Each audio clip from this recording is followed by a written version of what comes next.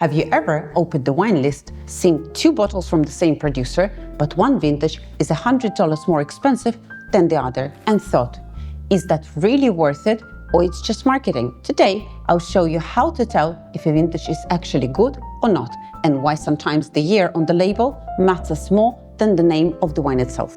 So what's the vintage? Simple, it's the year the grapes were harvested. Some years, nature gives perfection. Warm days, cool nights, just the right amount of rain. Those years create wines that are rich, balanced, and capable of aging beautifully. We call those great vintages. Other years are not so kind. Too much rain, too much heat, or damaging frost. The wines might come out lighter, less complex, or even a little harsh. Those are weak vintages, and they are usually best enjoyed young, while they still have fruit and freshness. But here's the catch. Price doesn't always tell you the truth.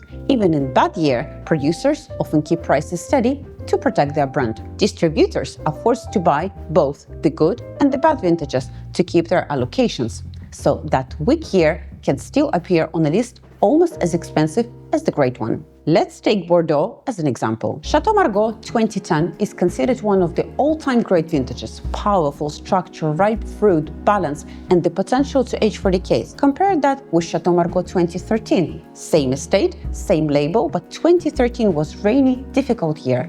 Wines were lighter, less structured, and most are already past their best. On the market though, you'll still see the 2013 priced only slightly below the 2010. If you didn't know the vintages, you might pay top money for a wine that simply doesn't deliver. So when should you really care about vintage? With big and structured reds like Bordeaux, Barolo, Rioja, Napa Cabernet, because they rely on ripe tannins and acidity to age gracefully. A great year will reward patience, while a weak year might never reach its potential. It also matters with age-worthy wines like Riesling, Chenin Blanc, White Burgundy, where the right vintage can evolve into layers of honey, nuts, and petrol notes over time. And with vintage champagne, if the year is on the label, that means the producer thought the harvest was exceptional. Those bottles are built to age. On the other hand, if you are drinking something meant to be fresh and easy, a Pinot Grigio, a still Rosé, not sparkling, vintage doesn't matter much. In fact, with Rosé, newer is always better. I've put together a free vintage checklist you can actually download.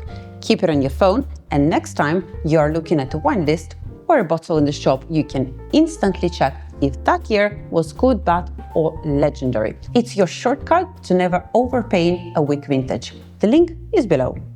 So remember, the year on the bottle isn't just a number. Sometimes it's the single most important clue about whether the wine will be memorable or disappointing. Learn to read vintages and you'll buy smarter, order smarter, and drink better without spending more.